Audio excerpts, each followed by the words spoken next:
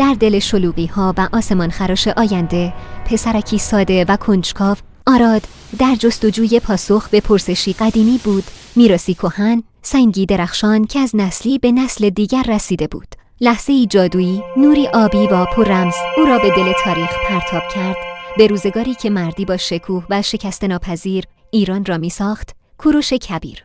آراد با نگاهی پر از حیرت به دشت‌های طلای پارس چشم دوخت و قدم به دنیایی گذاشت که افسانه‌هایش در کتاب‌ها جا مانده بودند. با کوروش روبرو شد، فرمانروایی فرزان با لبخندی مهربان، چهره‌ای خردمند و قلبی بزرگ از آینده گفت و از ترس‌های انسان مدرن. و کوروش شنید با نگاهی ژرف و اندیشه‌ای جاودانه. در دل شب کویر، در روشنایی مشعل‌های بادخورده، دو نسل، دو زمان، دو روح به هم گره خوردند. این داستان نه فقط ماجرای سفر در زمان است، بلکه روایتی است از پیوند میان گذشته و آینده، میان تاریخ و حقیقت و شاید پاسخ بسیاری از پرسش‌های امروز در لبخند یک پادشاه باستان و نگاه صادقانه یک نوجوان